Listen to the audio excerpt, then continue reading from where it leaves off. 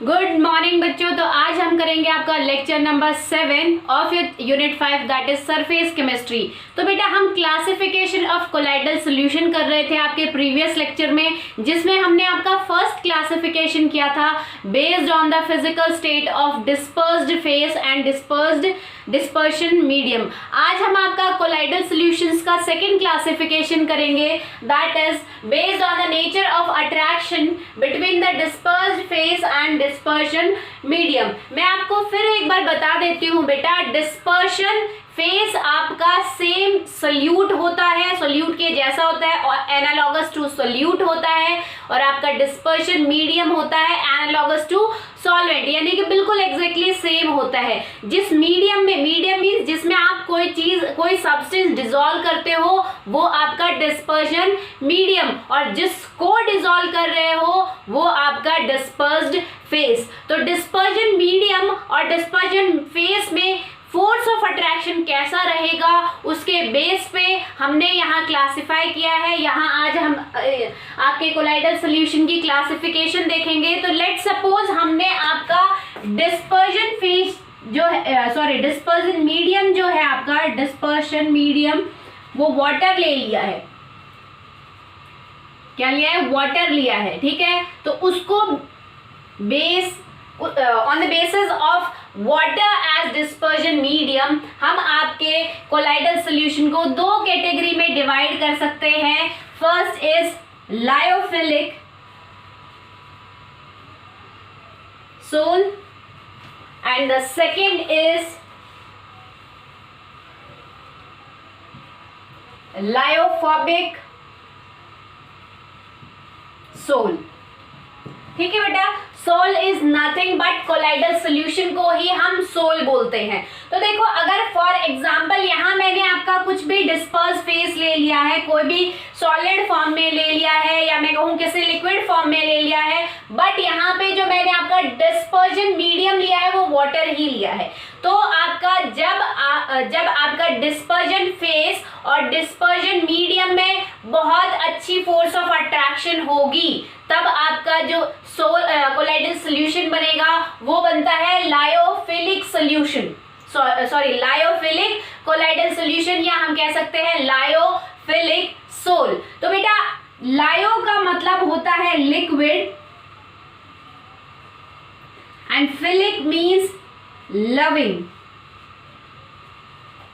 मतलब इस सोल में आपका लिक्विड लविंग टेंडेंसी होती है आपके डिस्पर्स्ड फेस के पास। डिस्पर्स जो फेस है वो बहुत ज्यादा लिक्विड लविंग है, उसको लिक्विड से प्यार होता है, इसीलिए उन दोनों में बहुत अच्छी फोर्स ऑफ अट्रैक्शन होती है। ठीक है, तो जहां आपका डिस्पर्स्ड फेस और डिस्पर्जन मीडियम में एक अच्छी फोर्स ऑफ अट्रैक्शन हो, जहां पे आपके डिस्पर्स्ड फेस के पास लिक्विड को लव करने की टेंडेंसी हो या वो लिक्विड को लव करता हो, लिक्विड के तरफ उसकी अफेक्शंस हो, एफिनिटी हो, वहां जो आपका सोल कोलाइडल सॉल्यूशन फॉर्म होगा वो कहलाएगा बेटा लायोफिलिक सोल। नेक्स्ट अगर बात करें, फॉर एग्जांपल अगर देख लेते हैं, जैसे आपका फॉर एग्जांपल गम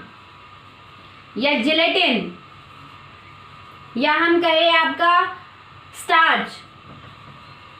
तो अगर आप इन्हें गम को, जेलेटिन को, स्टार्च को वाटर में डिसॉल्व करते हो तो ये ऐसे बेटा सब्सटेंसेस हैं जिनके पास लिक्विड लविंग टेंडेंसी होती है। ये लिक्विड से बहुत जल्दी अटैच हो जाते हैं, बहुत जल्दी उनमें डिसॉल्व हो जाते हैं, और डिसॉल्व होने के बाद जो सॉल्ट फॉर्म करते हैं उसको हम बोलते हैं लायोफिलिक सॉल। ठीक है, नेक्स्ट अगर दूसरी तरफ हम बात करें बेटा, तो देखो लायोफोबिक, यानी कि लायो मीन्स सेम, यहाँ पे भी लिक्विड होता है, और फोबिक मीन्स फोबिया है। यहाँ पे जो डिस्पर्स्ड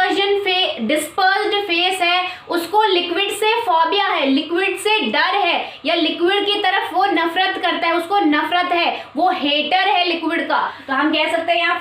फोबिक मीन्स हेटिंग। ठीक है, तो यहाँ जब आपका एक ऐसा कोलाइडल सॉल्यूशन बने, या मैं कहूँ जब आपका जब आपका डिस्पर्स्ड फेस एक ऐसा सब्सटेंस हो जो कि लिक्विड को हेट करता हो, जो लिक्विड से दूर भागता हो, जिसको लिक्विड से फोबिया हो, डर हो, वो जो आपका कोलाइडल सोल्यूशन फॉर्म करेगा उस सोल्यूशन को हम कहेंगे आपका लायोफोबिक सॉल्ट। फॉर एग्जाम्पल बेटा आपके मेटल जो है, मेटल सल्फाइड जो है वो आपके लायोफोबिक टाइप के कोलाइडल सॉल्यूशंस फॉर्म करते हैं। ठीक है, तो ध्यान से देखो यहाँ पे लायोफिलिक हम क्या कर रहे हैं, based on the nature of attraction between the disperse phase and dispersion medium, disperse phase और डिस्पर्जन मीडियम के बीच में फोर्स ऑफ अट्रैक्शन के बेस पे हमने क्लासिफिकेशन की। तो यहाँ पे हमने एग्जांपल ले लिया है, फॉर एग्जांपल हमने यहाँ केस ले लिया है आपका कि अगर डिस्पर्जन मीडियम आपका वाटर होगा तो डिस्पर्स्ड फेस की वाटर के साथ कैसी अट्रैक्शन होगी और रिजल्टेंट आपका कैसा कोलाइडल सॉल्यूशन बनेगा, उस बेस पे हमने आपके इसको क्लासिफाई किया है दो कैटेगरी में। First is lyophilic solution salt और सेकंड आपका है लायोफोबिक सॉल्ट। लायोफिलिक सॉल्ट आपका कब बनता है, जब आपका dispersed phase water loving substance हो और वो वाटर में इजीली डिसॉल्व हो जाए, वाटर के साथ इजीली इंटरेक्ट हो जाए, उसकी वाटर के लिए स्ट्रॉन्ग एफिनिटी हो जो कि वाटर के साथ एक स्ट्रॉन्ग बॉन्ड बना सकता है, तो वहां आपका जो रिजल्टेंट कोलाइडल सॉल्यूशन बनेगा वो बनेगा लायोफिलिक सॉल्यूशन, लायोफिलिक सोल। तो यहाँ देखो लायो मीन्स होता है लिक्विड और फिलिक मीन्स लविंग। यहाँ जो हम लिक्विड लविंग किसको बता रहे हैं, डिस्पर्स्ड फेस के बारे में बता रहे हैं कि डिस्पर्स्ड फेस अगर आपका लिक्विड लविंग है तो वो लिक्विड में अच्छे से डिसॉल्व होके आपका जो कोलाइडल सॉल्यूशन प्रिपेयर करेगा उसको हम कहेंगे लायोफिलिक सॉल्ट। दूसरी तरफ लायोफोबिक सॉल्ट, लायो मीन्स लिक्विड और phobic means phobia, hating capacity जो होती है उसको हम फोबिया बोलते हैं। ठीक है, तो जो आपके डिस्पर्स्ड फेस जिनको लिक्विड से या मैं कहूँ डिस्पर्जन मीडियम से कोई अटैचमेंट नहीं होती, कोई लविंग नेचर नहीं होता, कोई एफिनिटी नहीं होती और वो जब आपके कोलाइडल सॉल्यूशन फॉर्म करते हैं तो उनको हम कहते हैं लायोफोबिक सोल। ठीक है बेटा, तो ये तो आपकी हो गई क्लासिफिकेशन। अब हम आपके मोस्ट इंपॉर्टेंट डिफरेंस देख लेते हैं जो कि आपके लायोफिलिक सोल और लायोफोबिक सोल में है, क्योंकि काफी बार यहाँ से आपके क्वेश्चन पूछे जाते हैं। तो देखो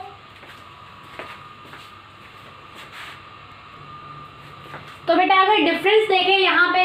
लायोफिलिक सॉल और लायोफोबिक सॉल में, तो सबसे पहला डिफरेंस देखो क्या है, there is strong affinity between dispersed phase and dispersion medium. क्योंकि मैंने आपको बताया था कि यहाँ पे आपका जो डिस्पर्स्ड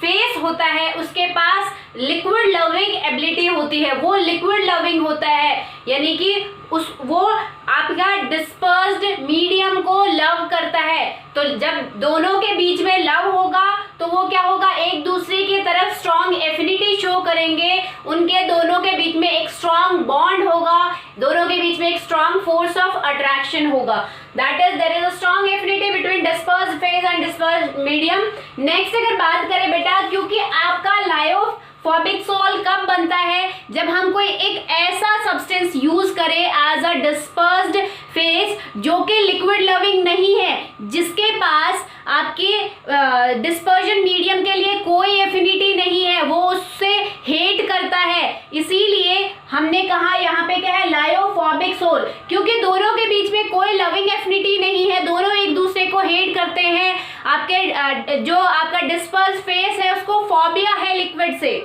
दैट मीन्स हम यहाँ कह सकते हैं the result low affinity between dispersed phase and dispersion medium. आपके डिस्पर्स्ड फेस और डिस्पर्जन मीडियम में लो एफिनिटी होगी। क्यों? क्योंकि उनमें क्या है, डिस्पर्स्ड फेस जो है उसके पास लिक्विड लविंग एबिलिटी नहीं है। ठीक है, नेक्स्ट अगर बात करें तो आपके बेटा लायोफिलिक सॉल्ट जो होते हैं वो डायरेक्टली आपके शेकिंग से ही फॉर्म हो जाते हैं। जब भी आप कोई एक ऐसा डिस्पर्स्ड फेस लो जो कि आपका लिक्विड लविंग है और उसमें अगर आप कोई डिस्पर्जन मीडियम डालते हो और उसको सिंपली शेक करते हो, सिंपली आप उसको शेक करते ही आपका क्या होगा, सिंपली आपका लायोफिलिक सोल की प्रिपरेशन होगी। ठीक है, और एक ऐसा सोल जो कि सिंपली शेकिंग से बन रहा है उसको हम आपके इंट्रिंसिक कोलाइड्स भी बोलते हैं। ठीक है, तो देखो on shaking with the dispersion medium, जब भी आप कोई एक डिस्पर्स्ड फेस को डिस्पर्जन मीडियम के साथ शेक करते हो, they directly form colloidal sol, और उसको हम इंट्रिंसिक कोलाइड्स भी बोलते हैं। कई बार, बहुत बार यहाँ से आपका क्वेश्चन पूछा गया है कि इंट्रिंसिक सोल और एक्सट्रिंसिक सोल आपके क्या होते हैं। तो इंट्रिंसिक सोल आपका वही होता है, सेम आपके लायोफिलिक सोल को ही हम इंट्रिंसिक सोल बोलते हैं। क्यों? क्योंकि यहाँ पे आपके directly with shaking with suitable dispersion medium आपका सोल प्रिपेयर हो जाता है। ठीक है, नेक्स्ट अगर बात करें बेटा आपके, अगर लायोफोबिक सोल की बात करें तो डिस्पर्स्ड फेस और डिस्पर्जन मीडियम में एफिनिटी एक दूसरे के लिए एफिनिटी नहीं होती, यानी कि वो सिंपली नॉर्मल या डायरेक्ट मेथड से प्रिपेयर नहीं होंगे, उनको आपको सेपरेट मेथड से प्रिपेयर करना पड़ेगा। आपको लायोफोबिक सोल जो है इनडायरेक्ट मेथड से प्रिपेयर करना पड़ेगा, बहुत सारी टेक्निक्स यूज करनी पड़ेगी जो हम इसी यूनिट में आपके आगे पढ़ेंगे। तो ऐसे सोल को हम एक्सट्रिंसिक सोल कहते हैं, क्योंकि यहाँ पे आपकी जो सोल प्रिपेयर हुआ है वो इनडायरेक्ट मेथड पे हुआ है, डायरेक्ट शेकिंग से आपका सिंपली सोल फॉर्म नहीं हुआ है। ठीक है, नेक्स्ट अगर बात करें तो क्योंकि ये आपके डायरेक्टली शेकिंग से ही हो गए, यानी कि हम कह सकते हैं these sols are easy to prepare, इनको हम बहुत आसानी से बना सकते हैं, बट उनके लिए आपको इनडायरेक्ट मेथड्स यूज करने पड़ते हैं। दोनों आपके जो डिस्पर्स फेस है और डिस्पर्जन मीडियम है, उन दोनों को फोर्सफुली आपको मिक्स करना पड़ता है सुटेबल इनडायरेक्ट मेथड यूज करके, इसीलिए वो डिफिकल्ट होते हैं as compared to lyophilic sol prepare करने में। ठीक है, नेक्स्ट अगर बात करें बेटा तो जो आपके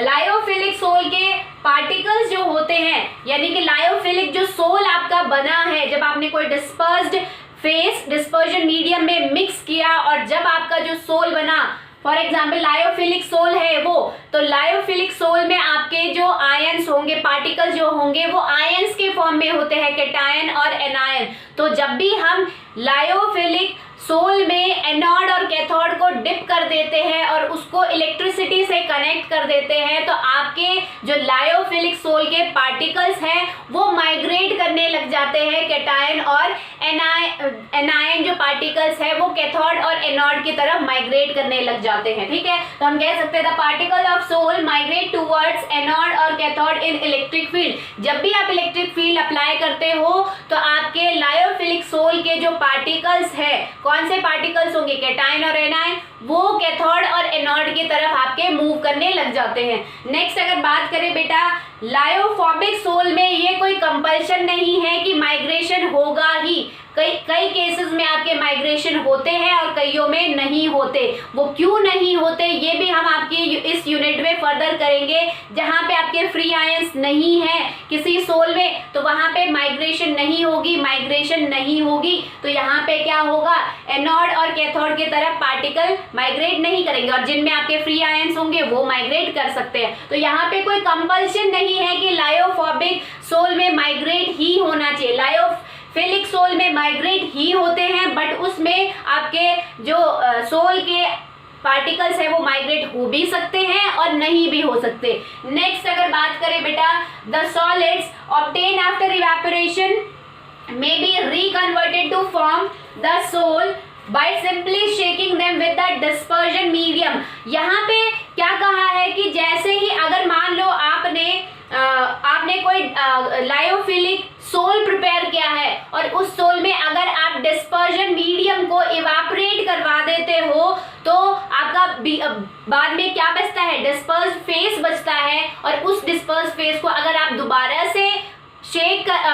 से उसी मीडियम को मिला के शेक करोगे तो दोबारा से आपकी उसी सोल की फॉर्मेशन हो जाती है। यानी कि सिंपली शेकिंग से ही आपका ये सोल प्रिपेयर हो रहा है। फॉर एग्जाम्पल अगर हम बात करें बेटा तो देखो आपने अपने मदर्स को देखा होगा कि आटा जब गूंथते हैं तो वहां क्या करते हैं, आटा लेते हैं, फिर उसमें आपका एक डिस्पर्जन मीडियम मिलाते हैं। जो आप वाटर यूज करते हो वो आपका डिस्पर्जन मीडियम है, जो आपका आटा है वो आपका डिस्पर्स्ड फेस है। तो जब आप दोनों को, जब आपकी मदर वाटर मिलाती है और उसको सिंपली शेक ही तो करती है, सिंपली उसको रोटेट करती है, शेक करती है, तो आपका क्या होता है, लायोफिलिक सोल प्रिपेयर हो जाता है सिंपली शेकिंग से। ठीक है, तो यहाँ उसी टाइप का शेकिंग यहाँ पे भी होता है डिस्पर्स मीडियम निकाल भी देते हो तो दोबारा से अगर आप डिस्पर्स मीडियम डाल लोगे और उसको शेक करोगे डिस्पर्स्ड फेस के साथ, तो दोबारा से आपका सिंपली शेकिंग की हेल्प से ही लायोफिलिक सोल प्रिपेयर हो सकता है। बट अगर उसकी बात करें तो बेटा अगर आपका लायोफोबिक सोल थोड़ी देर रख दिया जाए, तो अगर आपका प्रेसिपिटेशन हो जाती है, यानी कि आपका डिस्पर्जन मीडियम ऊपर रह जाता है और डिस्पर्स फेस नीचे सेटल हो जाता है, एज अ प्रेसिपिटेट सेटल हो जाता है, तो आप किसी भी तरीके से उसको दोबारा से लायोफोबिक सोल नहीं बना सकते हो। आपकी अगर एक बार सेपरेशन हो गई, एक बार अगर आपके डिस्पर्स्ड फेस की प्रेसिपिटेशन हो गई, तो चाहे आप कितना भी शेक कर लो वो दोबारा से प्रिपेयर नहीं होगा। ठीक है, द प्रेसिपिटेटेड मास, तो हम कह सकते हैं the precipitated mass can not be brought back into the colloidal state. हम प्रेसिपिटेशन मास को, जो आपका प्रेसिपिटेट हुआ है, लायोफोबिक सोल को अगर आप डिस्टर्ब नहीं करते, थोड़ी देर रख देते हो, तो जो आपकी मास, जो आपका जो प्रेसिपिटेटेड मास है, जो कि आपका सेपरेट हुआ है डिस्पर्जन मीडियम में से, उसको आप कभी भी दोबारा से नहीं बना सकते, उसका आप दोबारा से कोलाइडल सोल नहीं बना सकते सिंपली बाय शेकिंग मेथड से। ठीक है, तो इसीलिए हम कह सकते हैं कि आपका लायोफिलिक सोल, हमने क्या कहा कि अगर मान लो यहाँ पे अगर सेटलिंग हो जाती है कि अगर आपका लायोफिलिक सोल के केस में भी आपका डिस्पर्जन मीडियम ऊपर रह जाता है और डिस्पर्स फेस नीचे सेटल हो जाता है, तो सिंपली हम उसको शेक करके दोबारा से आपका लायोफिलिक सोल बना सकते हैं। तो हम कह सकते हैं यहाँ पे आपका जो लायोफिलिक सोल की प्रिपरेशन है वो रिवर्सिबल होती है। एक बार बनने के बाद अगर वो डिस्टर्ब भी हो जाए तो दोबारा आप उसको शेक करके दोबारा रीगेन कर सकते हो। बट वहां पे आपका क्या है, लायोफोबिक के केस में अगर आपका मास प्रेसिपिटेट हो गया, आपका डिस्पर्स फेस नीचे सेटल डाउन हो गया है, तो आप उसको सिंपली शेकिंग की हेल्प से दोबारा रीगेन नहीं कर सकते। तो वो जो आपका फिनोमेना है वो क्या है, इरिवर्सिबल फिनोमेना है। ठीक है, तो कुछ और आपके डिफरेंसेस है वो देख लेते हैं between lyophilic sol and lyophobic sol. देखो तो बेटा अगर नेक्स्ट डिफरेंस की हम बात करें लायोफिलिक सोल और लायोफोबिक सोल में, तो देखो the surface tension of sol is lower than that of dispersion medium. जो आपकी सरफेस टेंशन होगी रिजल्टेंट सोल की, यानी कि मान लो हमने यहाँ पे आपका डीएम मीन्स डिस्पर्जन मीडियम लिया है और उसमें मैंने कुछ आपका डिस्पर्जन फेस ऐड कर दिया है, यानी कि सोल्यूट ऐड कर दिया है। तो जो आपका रिजल्टेंट लायोफिलिक सोल बनेगा, ठीक है, तो उसमें क्या होगा, देखो बेटा अगर आपका कोई भी डिस्पर्जन मीडियम है तो उस केस में आपका क्या होगा, इस सरफेस पे जो सरफेस पार्टिकल्स होंगे, क्योंकि उनके पास अनबैलेंस फोर्स है, तो यानी कि सरफेस पार्टिकल्स के ऊपर क्या होगी, कुछ टेंशन होगी, सरफेस पे टेंशन होगी। दैट मीन्स यहाँ पे अगर हम सिंपली डिस्पर्जन मीडियम का केस ले लेते हैं, जब हमने आपका डिस्पर्स्ड फेस ऐड नहीं किया है तो डिस्पर्जन मीडियम का जो सरफेस टेंशन होगा वो ज्यादा होगा। बट जैसे ही आप डिस्पर्स्ड फेस इसमें ऐड कर देते हो और आपका लायोफिलिक सोल बन जाता है इस केस में, तो आपका क्या होगा कि जो सरफेस पे जो पार्टिकल्स थे वो डिस्पर्स्ड पार्टिकल के साथ अटैच हो जाएंगे, उनको अट्रैक्ट कर लेंगे और अपनी अनबैलेंस फोर्स को क्या कर देंगे, बैलेंस कर लेंगे। तो अब आपका जो रिजल्टेंट सरफेस टेंशन था वो as compared to this dispersion medium, lyophilic sol का जो सरफेस टेंशन होगा वो लोअर होगा। ठीक है बेटा, तो देखो the surface tension of sol is lower than that of dispersion medium. अगर हम इस सोल का सरफेस टेंशन कंपेयर करते हैं with simply a dispersion medium, तो डिस्पर्जन मीडियम में क्योंकि सरफेस के ऊपर जो पार्टिकल है उनमें अनबैलेंस फोर्स होती है, इसीलिए सरफेस टेंशन ज्यादा होती है। सरफेस के पार्टिकल्स के बीच में टेंशन ज्यादा होती है as compared to lyophilic sol, जिसमें आपका क्या हुआ है, सरफेस के जो पार्टिकल्स थे उन्होंने किसको अट्रैक्ट कर लिया है, आपके डिस्पर्स्ड फेस के पार्टिकल को अट्रैक्ट कर लिया है और अपनी जो अनबैलेंस फोर्स थी उसको बैलेंस कर लिया है। ठीक है, नेक्स्ट अगर बात करें बेटा, यहाँ पे लायोफोबिक सोल में आपकी जो सरफेस टेंशन है ऑफ सोल और डिस्पर्जन मीडियम के बीच में कोई डिफरेंस नहीं होता, दोनों की सेम होती है। क्यों सेम होती है? क्योंकि यहाँ पे आपका ज्यादा फोर्स ऑफ अट्रैक्शन नहीं होता, ज्यादा इंटरेक्शन नहीं होता बिटवीन डिस्पर्स्ड फेस और डिस्पर्जन मीडियम के बीच में। ठीक है बेटा, तो अगर नेक्स्ट डिफरेंस की बात करें, विस्कोसिटी की बात करें, तो विस्कोसिटी आपको पता है क्या होती है, रेजिस्टेंस, जिसके पास ज्यादा रेजिस्टेंस होता है, रेजिस्ट जो करते हैं उसी को हम रेजिस्टेंस, उसी को हम विस्कोसिटी कहते हैं। Ability to resist is viscosity. जैसे आप का वाटर है इजीली फ्लो कर जाता है आपके किसी भी सरफेस से, यानी कि क्या है, उसके उस सरफेस के साथ आपका वाटर जो है रेजिस्टेंस शो नहीं करता है, तो इसीलिए उसकी जो विस्कोसिटी होती है सबसे कम होती है। तो हम इस तरीके से भी इसको समझ सकते हैं विस्कोसिटी को, कि जो इजीली आपका फ्लो कर जाए, जो कि रेजिस्टेंस शो ना करे, जो कि कोई रुकावट शो ना करे, इजीली फ्लो कर जाए, उन सब्सटेंस में विस्कोसिटी आपकी कम होती है, उन सब्सटेंस की विस्कोसिटी कम होती है। तो अगर हम बात करें बेटा, नॉर्मली अगर हम डिस्पर्जन मीडियम की केस लें, क्योंकि डिस्पर्जन मीडियम आपका लिक्विड ही है, और अब हम लायोफिलिक के केस में या लायोफोबिक जो हमने डिवाइड किया है वो वाटर लिया है, वहां पे हमने जो डिस्पर्जन मीडियम लिया है वो वाटर लिया है। तो आपको पता है कि वाटर की विस्कोसिटी बहुत कम होती है, वो इजीली फ्लो कर जाता है, विस्कस लिक्विड होता है वाटर आपका। ठीक है, बट जैसे ही आप कोई डिस्पर्स्ड फेस उसमें मिलाते हो, फॉर एग्जांपल जो हम यहाँ ले रहे थे गम, जिलेटिन, स्टार्च, तो आपका क्या हो गया, अब जो आपका रिजल्टेंट जो आपका लायोफिलिक सोल बना है वो विस्कस बन गया है। अब अगर आप उसको फ्लो करवाओगे तो उसकी जो विस्कोसिटी होगी वो ज्यादा होगी as compared to water. Water easily flow कर रहा था, बट आपका यहाँ पे जो आपका रिजल्टेंट लायोफिलिक सोल बना है डिस्पर्स्ड फेस ऐड करने के बाद वो थोड़ा सा गाढ़ा बन जाता है, उसमें थोड़ी सी विस्कोसिटी आ जाती है एज कंपेयर टू डिस्पर्जन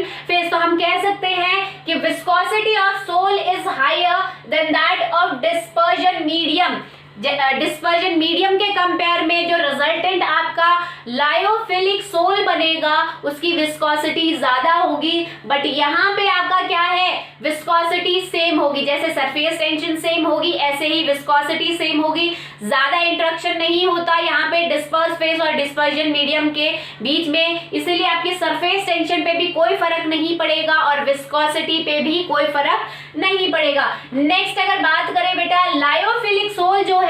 उसमें आपका क्या होता है, डिस्पर्स फेस और डिस्पर्जन मीडियम के बीच में एक स्ट्रॉन्ग एफिनिटी होती है, लविंग पावर होती है, इसीलिए वो इजीली दोनों प्रेसिपिटेट नहीं होते।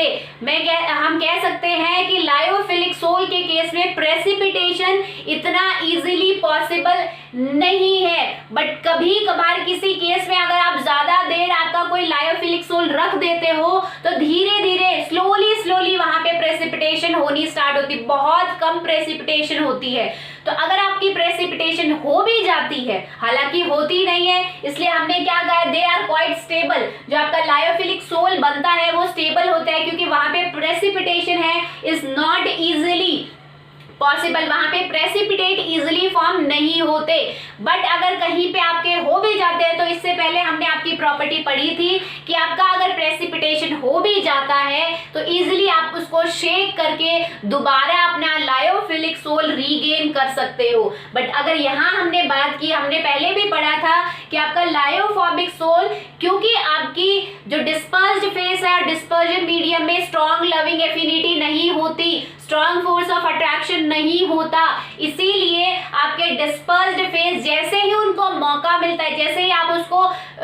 लेफ्ट करते हो विदाउट डिस्टर्बिंग, तो आपका जो डिस्पर्स फेस है धीरे धीरे सेटल होना स्टार्ट हो जाता है एज अ प्रेसिपिटेट, और आपका डिस्पर्जन मीडियम ऊपर रह जाता है। तो अगर आपकी प्रेसिपिटेशन हो गई है हालांकि हो ही जाती है इसमें, यहाँ पे इजिली पॉसिबल नहीं है, बट वहां पे प्रेसिपिटेशन इजिली पॉसिबल है। इसीलिए जो आपका लायोफिलिक सोल है वो आपका अनस्टेबल सोल होता है। जैसे ही आप कोई सुटेबल इलेक्ट्रोलाइट ऐड करते हो, आपका तुरंत lyophilic sol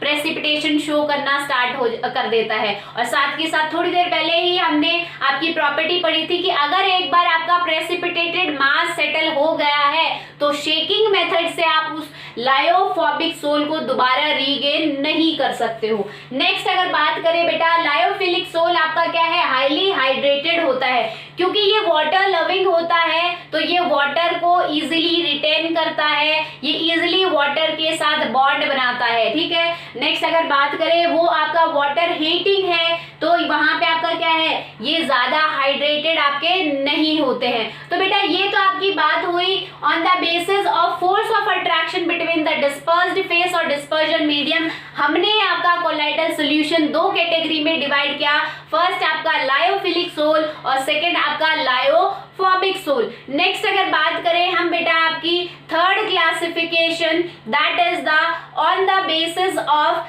particle size of dispersed phase, कि डिस्पर्स्ड फेस के पार्टिकल साइज पे भी आपका कोलाइडल सोल जो है वो डिपेंड करता है। तो देखो उसकी क्लासिफिकेशन कैसे, देखो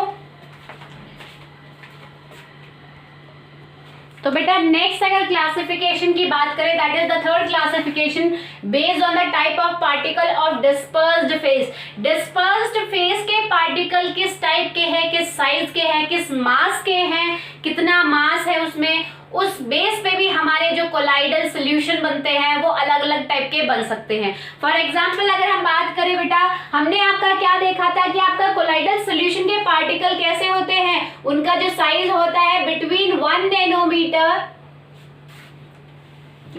1 to 1000 नैनोमीटर के बीच में आपका होता है। बिटवीन 1 नैनोमीटर टू 1000 नैनोमीटर के बीच में आपका क्या होता है, colloidal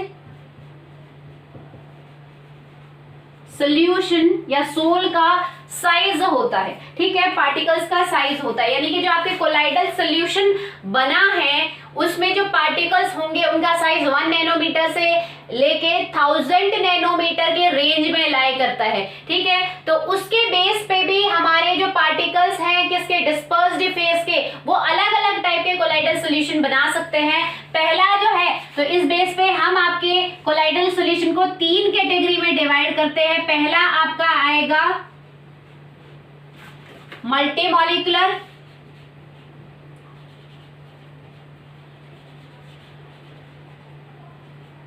sol.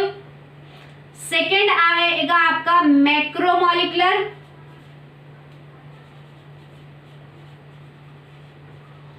Soul. And third is associated colloids, या सोल कोलाइडल सॉल्यूशन या कोलाइड्स भी कह सकते हैं हम इसे।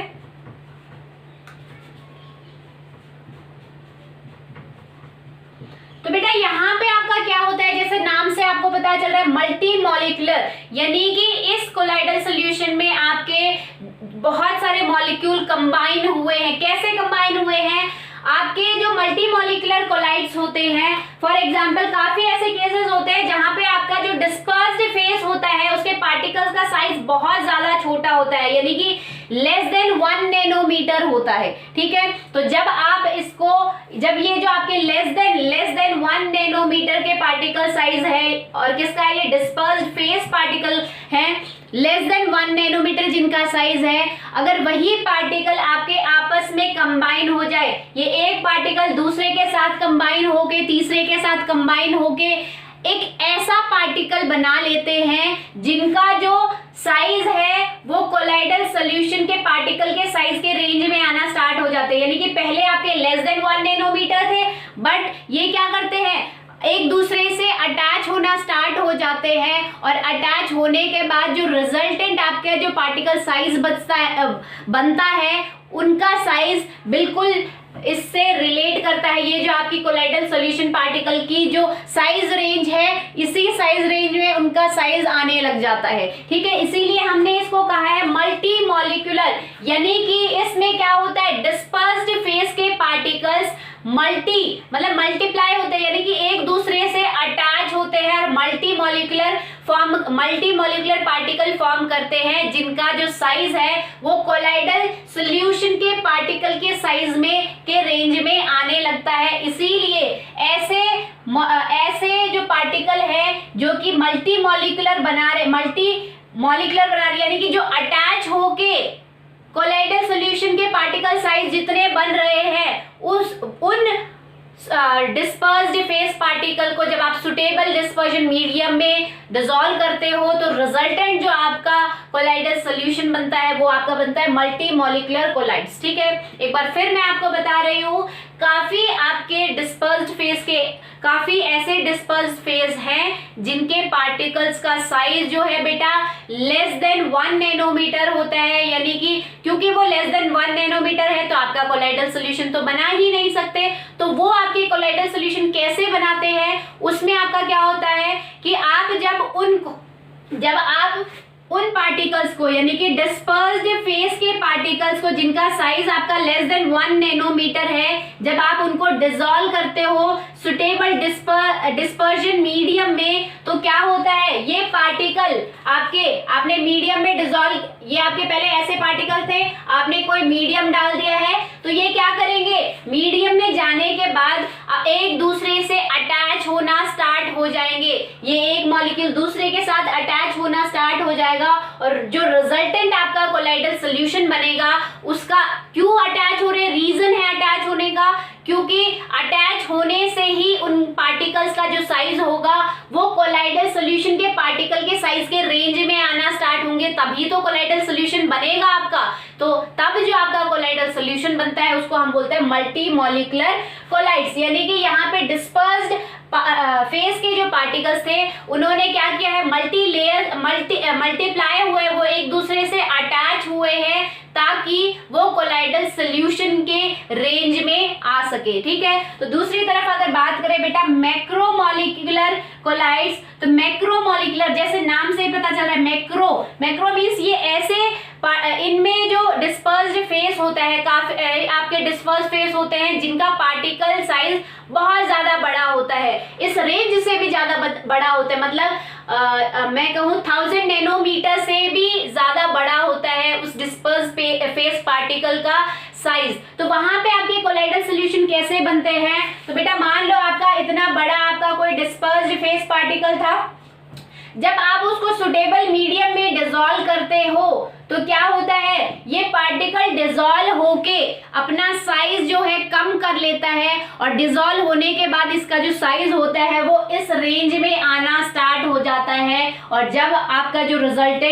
उस रिजल्टेंट कोलाइड को हम बोलते हैं मैक्रोमोलिक्यूलर कोलाइड। ठीक है, इसको समझो, या काफी बार ऐसा भी हम बोल सकते हैं कि जब आपके डिस्पर्स्ड फेस के पार्टिकल्स का साइज बहुत ज्यादा बड़ा होगा तो हम उसको ब्रेक करके डिसॉल्व करना स्टार्ट करते हैं ताकि उन पार्टिकल जो आपका रिजल्टेंट कोलाइडल सॉल्यूशन बने उस सॉल्यूशन के जो पार्टिकल्स हो उनका साइज आपके जो नॉर्मल कोलाइडल सॉल्यूशन की रेंज में आ सके। ठीक है, या दूसरी तरफ अगर बात करें कि आपके काफी डिस्पर्स्ड फेस होते हैं जिनके पार्टिकल्स बहुत बड़े होते हैं साइज में, उनको हम डिसॉल्व करते हैं सुटेबल डिस्पर्जन मीडियम में, डिसॉल्व करने के बाद उनका कुछ मास डिक्रीज हो जाता है और जो रिजल्टेंट आपका कोलाइडल सॉल्यूशन बनता है उनका पार्टिकल का जो साइज होता है वो इस रेंज में आना स्टार्ट हो जाता है। नॉर्मली भी आप देख सकते हैं, फॉर एग्जाम्पल अगर हम पॉलीमर्स ले, जैसे आपके स्टार्च हो गए, सेलुलोज हो गए, ये आपके जो पॉलीमर्स होते हैं आपने पढ़ा भी होगा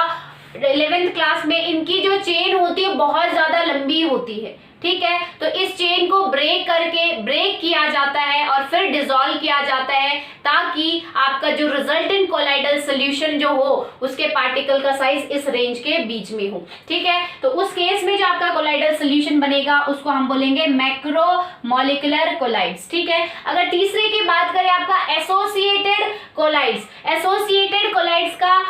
देखो नाम से ही पता चल रहा है, यहाँ पे आपका क्या होता है, एसोसिएशन होता है, यानी कि इसमें क्या होता है आपका, अगर आप लेस कंसंट्रेशन में, या मैं कहूँ लो कंसंट्रेशन, अगर आप किसी डिस्पर्स्ड फेस की लो कंसंट्रेशन यानी कि कम अमाउंट में अगर आप डिस्पर्स्ड फेस को डिस्पर्जन मीडियम में डिसॉल्व करते हो, तब आपका एक नॉर्मल सॉल्यूशन बनता है, कोलाइडल सॉल्यूशन नहीं बनता इस केस में। बट अगर आप डिस्पर्स्ड फेस की कंसंट्रेशन इंक्रीज कर देते हो, ठीक है, तो कंसंट्रेशन इंक्रीज करने से आपका क्या हुआ, यहाँ पे पार्टिकल्स जो होंगे डिस्पर्स्ड फेस के इस डिस्पर्स्ड मीडियम में एसोसिएट होना स्टार्ट हो जाएंगे, एक दूसरे के साथ एसोसिएट होना स्टार्ट हो जाएंगे इस तरीके से, ठीक है।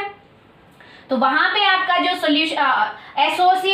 एसोसिएट होने से क्या हुआ है, ये जो आपका रिजल्टेंट कोलाइडल सॉल्यूशन बना है, इसमें जो पार्टिकल के जो साइज बने हैं, ये एसोसिएट होने के बाद इनका जो साइज होगा वो उस रेंज में आना स्टार्ट हो जाएगा, आपके कोलाइडल सॉल्यूशन की रेंज में आना स्टार्ट हो जाएगा, और आपका जो रिजल्टेंट कोलाइडल सॉल्यूशन होगा उसको हम बोलेंगे एसोसिएटेड कोलाइड। क्योंकि यहाँ पे आप अगर अगर आप डिस्पर्स्ड फेस की लो कंसंट्रेशन डिसॉल्व करते हो तो आपका नॉर्मल सॉल्यूशन बनेगा, बट जैसे ही आप डिस्पर्स्ड फेस की कंसंट्रेशन इंक्रीज करते हो, ज्यादा अमाउंट में डालते हो, ठीक है, डिस्पर्जन मीडियम में ज्यादा अमाउंट में डिसॉल्व करते हो, तो वहां पे आपका एसोसिएशन स्टार्ट हो जाता है, पार्टिकल्स एक दूसरे के साथ एसोसिएट होना स्टार्ट हो जाते हैं, और जो आपका एसोसिएट होने के बाद आपका जो रिजल्टेंट कोलाइडल सॉल्यूशन बना, उनका जो पार्टिकल का जो साइज है वो नॉर्मल कोलाइडल सॉल्यूशन के पार्टिकल के साइज के रेंज में आने लग जाता है, और आपका रिजल्टेंट जो सॉल्यूशन है वो कहलाएगा आपका एसोसिएटेड कोलाइड्स, ठीक है। यहाँ पे हमने एसोसिएटेड क्यों कहा है, ये बात ध्यान से देखो बेटा, क्योंकि जब आप लो कंसंट्रेशन में डिस्पर्स्ड फेस डिस्पर्जन मीडियम में डिसॉल्व करते हो तो पहले ही आपने लो कंसंट्रेशन लिए है, मतलब कम अमाउंट लिए, कम मोल्स लिए हैं डिस्पर्स्ड फेस के, और डिसॉल्व होने के बाद कुछ अमाउंट आपका और डिक्रीज हुआ होगा, डिसॉल्व होने के बाद क्या होता है, डिसोसिएशन होती है, तो कुछ अमाउंट और भी ज्यादा डिक्रीज होगा, यानी कि पार्टिकल का साइज और भी कम हो गया होगा। तो उस केस में हम और अगर ज्यादा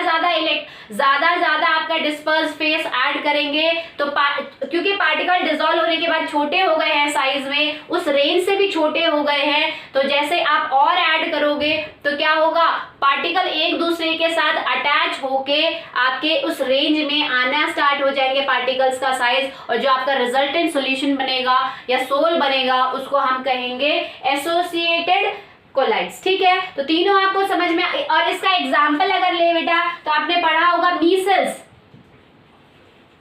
मीसल्स जो होते हैं आपके, जो सोप के केस में होते हैं मीसल्स, उसमें आपके एक मीसल्स में 1000 पार्टिकल्स होते हैं, ठीक है। तो अप्रोक्सीमेटली 1000 के बराबर आपके एक मीसल में आपके पार्टिकल्स होते हैं, और मीसल जो एक मीसल है मतलब 1000 पार्टिकल एसोसिएट होके कोलाइड बना रहे हैं, मतलब उन 1000 पार्टिकल जब आपके आपस में एसोसिएट हुए तब उन पार्टिकल का साइज इतना बना कि वो उस रेंज में लाई कर सकते हैं, और उस रेंज में लाई करने लगे हैं, इसीलिए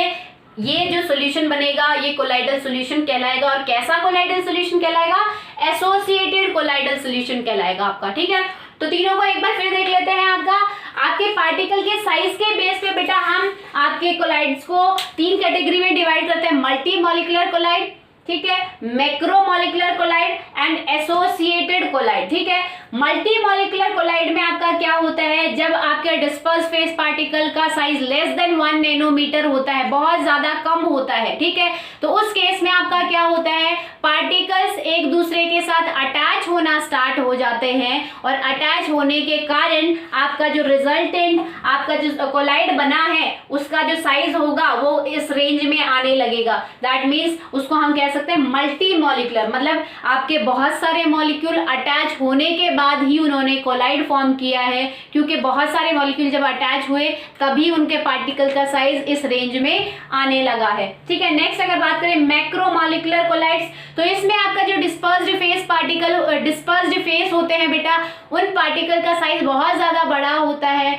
तो क्या तो हम उनको ब्रेक करके डिसॉल्व करते हैं, या फिर काफी केसेस में हम उनको डायरेक्टली सुटेबल डिस्पर्जन मीडियम में डिसॉल्व करते हैं, तो उनका क्या होगा, डिसॉल्व होने के बाद कुछ मास डिक्रीज हो जाता है, और डिक्रीज होने के बाद जो आपका पार्टिकल्स का जो साइज बचा वो इस रेंज में आना स्टार्ट हो जाता है, तो इस केस में हम कह सकते हैं मैक्रोमोलिकुलर कोलाइड फॉर्म हुआ है। ठीक है, नेक्स्ट आपका होता है एसोसिएटेड कोलाइड। एसोसिएटेड कोलाइड हम क्यों कह रहे हैं, क्योंकि अगर यहाँ पे क्या होता है, अगर आप लो कंसंट्रेशन डाल रहे हो डिस्पर्स्ड फेस की तो कोई फर्क नहीं पड़ेगा, नॉर्मल सॉल्यूशन बनेगा। ठीक है, लो कंसंट्रेशन पे। बट जब आप बहुत ज्यादा हाई कंसंट्रेशन ऐड कर रहे हो, मतलब बहुत ज्यादा अमाउंट में डिस्पर्स्ड फेस ऐड कर रहे हो, तब जाके ये क्या होगा, पार्टिकल एसोसिएट होना स्टार्ट होंगे और आपके एसोसिएटेड कोलाइड्स की फॉर्मेशन होगी। अब मीसल्स की फॉर्मेशन होती कैसे है बेटा, ये हम आपके नेक्स्ट लेक्चर में करेंगे। आई होप आज का कंसेप्ट आपको समझ में आया होगा। That's all for today, thank you.